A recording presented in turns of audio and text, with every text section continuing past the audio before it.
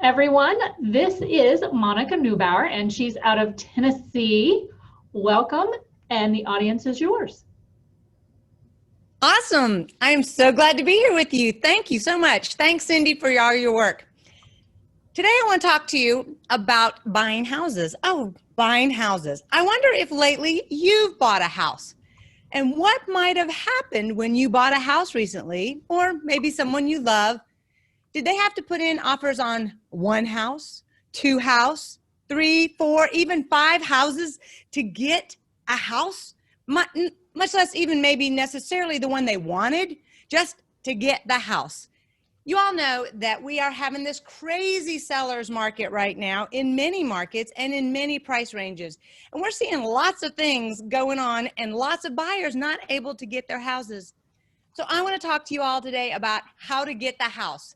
There are systems and ways for you as a buyer's agent to improve your buyer's chances of getting the house. So let's talk about these today.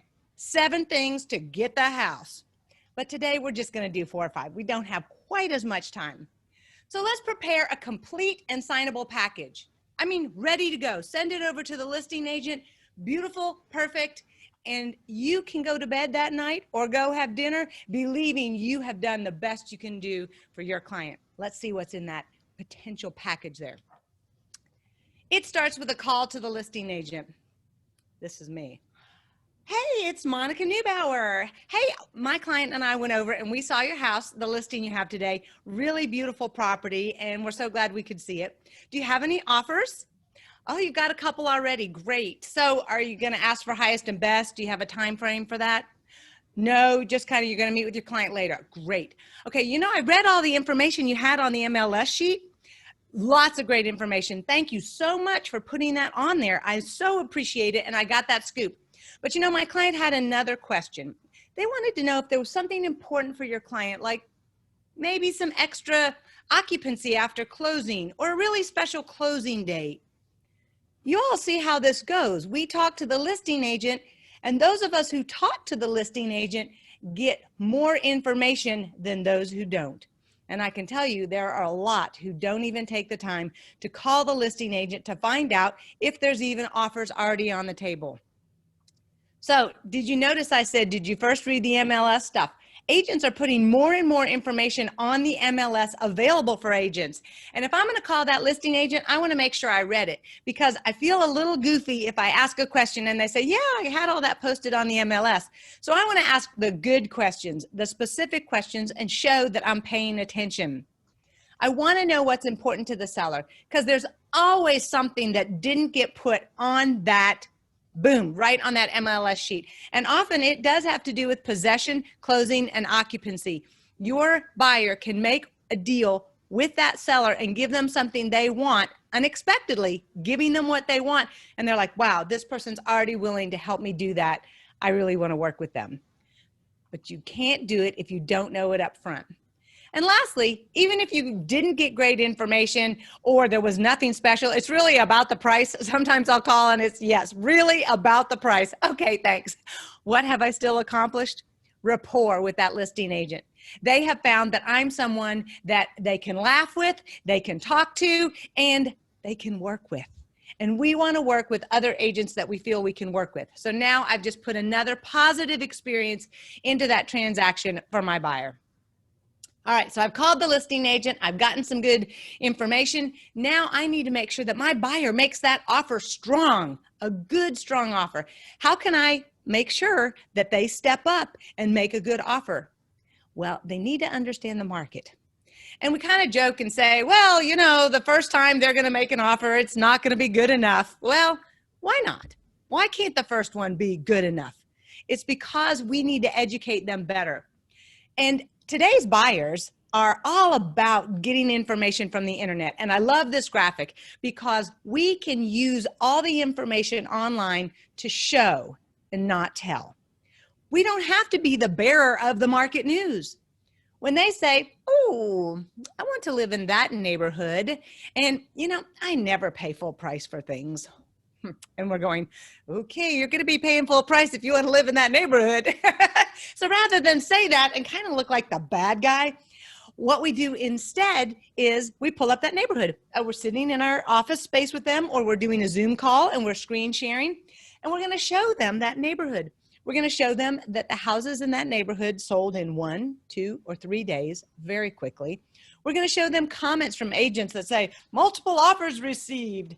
And we're going to show them stats that show that every house in that neighborhood sold for $10,000 or more above list price, every one for the last 6 months.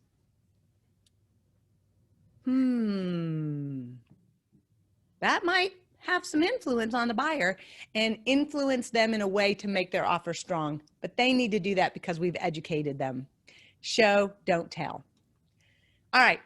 This is one of my favorites. I talk to agents about this sometimes and they go, make the offer signable. Send it over perfect.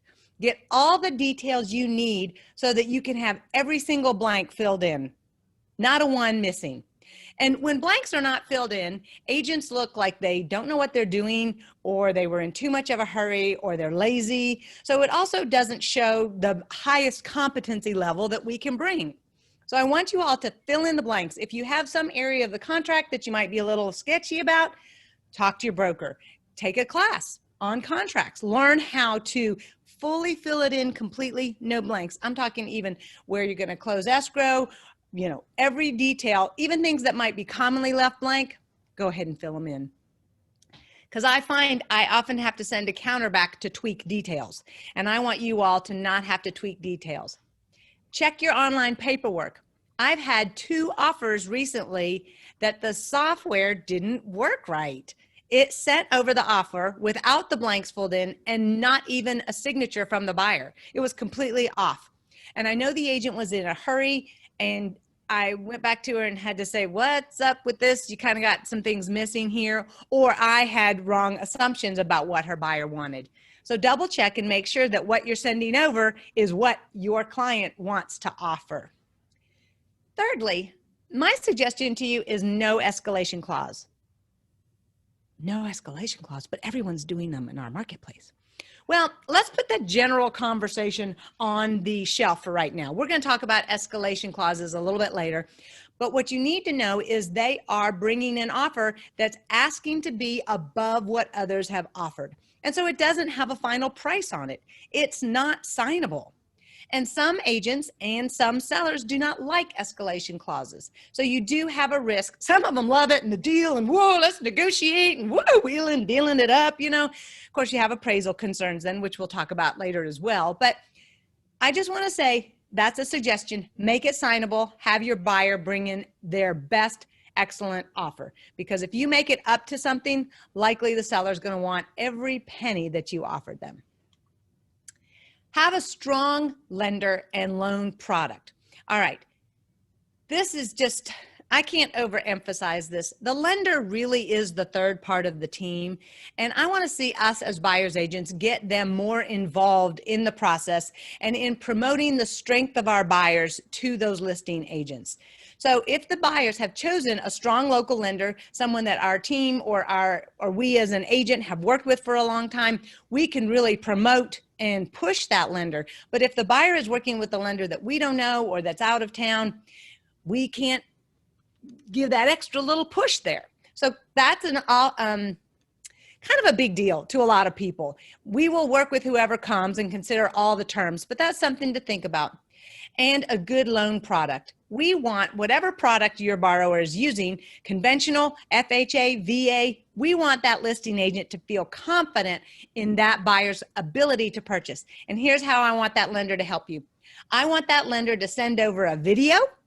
They make their own video talking about the buyer, or to make a phone call to that listing agent to answer their questions and give them confidence that this is the buyer for their house. And that can make all the difference. In closing, I wanted to tell you a couple of things here. I am the podcast host for the Center for Realtor Development with NAR, and it is a member benefit, and it's free, and it's education. It's not just kind of, woo, lots of crazy conversation. This will help your members feel more confident in their business. And if you'd like, NAR will send you a postcard, too, for you to give in your new orientation for your new agents if you'd like that. So we'd love if you'd share that. And lastly, there's me, Monica Neubauer, the Maverick Motivator. And I wanted to let you guys know that I am working on some things, some new branding this fall. I'm going to have a new website, new things coming out. I'm very excited. I've written a book, woo-hoo, and so that'll be coming out soon too. Very exciting. I'm going to have some new class lists up on my website. It's not really been updated, even though please go visit. You can see videos there. And when we talk, ask me what I'm working on for 2021. It's all coming down the pike for you, and I look forward to it. Thanks so much for your time today.